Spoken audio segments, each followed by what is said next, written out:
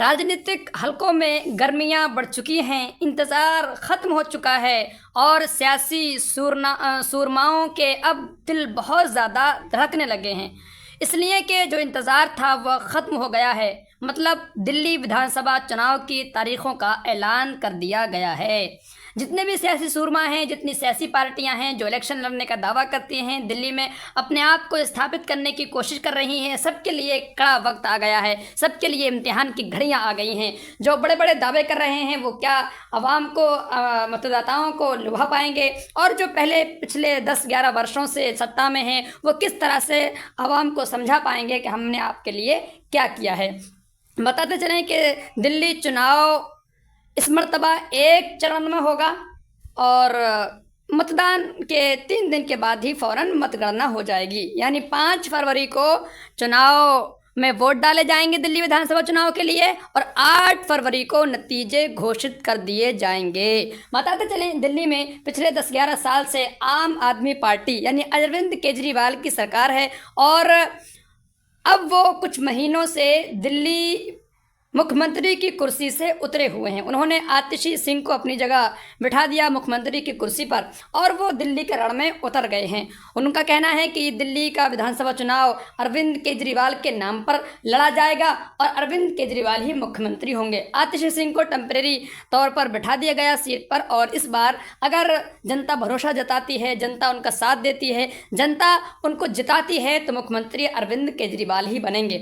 यहाँ पर जब दिल्ली विधानसभा चुनाव की तारीखों का ऐलान किया गया तो मुख्य जो चुनाव आयोग के मुख्य हैं उन्होंने कहा कि बहुत सारी शर्तें लगाईं, खासकर एक बात कही कि ज़बान पर कंट्रोल रखा जाए, महिलाओं के खिलाफ हो रही बयानबाजी को रोका जाए। हर बार ऐसा होता है, गाइडलाइन जारी होती है, मगर आप जानते हैं पिछले ही दिनों बीजेपी के एक नेता जो एक्स MP हैं, एक्स MLA हैं, उन्होंने आतिशी सिंह के खिलाफ, प्रियंका गांधी के खिलाफ किस तरह की बदजुबानी का प्रसारण किया। उन्होंने दिखाया कि उनके सामने महिलाओं की कोई इज्जत नहीं है, उनके सामने कोई भी हो।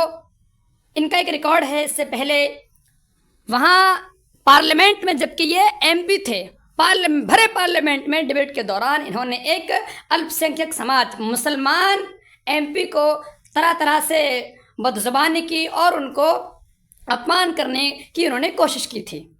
लेकिन एक बात हम आपको बताएं, दिल्ली विधानसभा चुनाव में उनको विधायक के लिए उम्मीदवार बना दिया गया जबकि वहाँ पर वो MP थे। यहाँ सामने जिसकी तौहीन की गई, जिसका अपमान किया गया, 2 महिलाएं हैं, दिग्गज महिलाएं। प्रियंका गांधी राहुल गांधी की बहन हैं, कांग्रेस पार्टी की महासचिव हैं और एक सांसद हैं। यहाँ जब उन्होंने प्रियंका गांधी के चेहरे के ख़ास हिस्से को लेकर के टिप्पणी की और तरह तरह से बातें की, हंगामा बर्पा हो गया और बिल आखिर रमेश विधूड़ी जो बीजेपी के कैंडिडेट हैं उनको माफ़ी मांगनी पड़ी। अब माफ़ी किस हद तक मांगी वो आप भी देख सकते हैं, उसमें माफ़ी का कितना अंश नज़र आता है वो आप खुद देख लीजिएगा।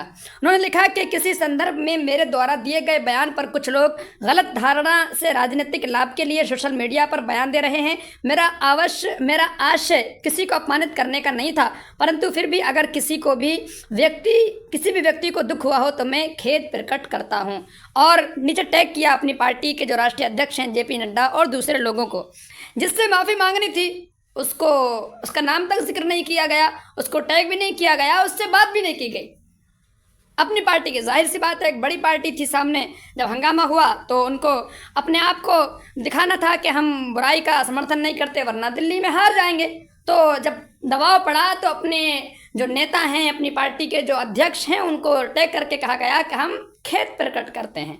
उसके बाद उसी के फ़ौरन बाद उन्होंने दूसरे जो नेता हैं, एक महिला, उन पर भी अभद्र टिप्पणी कर दी। मतलब उन्हें कोई अफसोस नहीं है। यह एक पॉइंट वाली बात हम बताना चाहते हैं। दिल्ली में चूँकि अल्पसंख्यक समाज के मुसलमान भी रहते हैं और उनकी भी अच्छी खासी तादाद है, उनके भी कुछ नुमाइंदे चुनकर जाते हैं। सोचिए पार्लियामेंट में जब रमेश विधोड़ी ने एक मुसलमान MP कुंवर दानिश अली के खिलाफ अभद्र भाषा का इस्तेमाल किया, उनको क्या क्या नहीं कहा।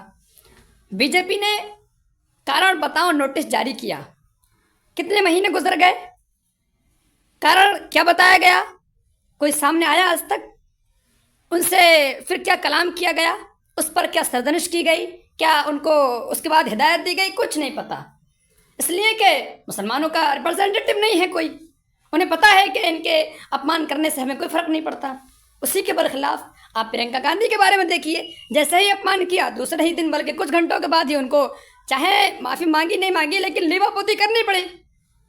इससे समझ में आता है क्या राजनीतिक तौर पर आपको मजबूत होना है, समाज में आपको अपने आप को स्थापित करना है, तो आपकी रिप्रेजेंटेटिव होनी चाहिए, आपकी क़यादत होनी चाहिए, तभी आप अपने आप को इज्जत के साथ यहाँ जीने के लिए आप लोगों को सामने पेश कर सकते हैं। वरना तो जिस तरह से आपको क्या क्या नहीं कहा गया वो कहा जाएगा आपको।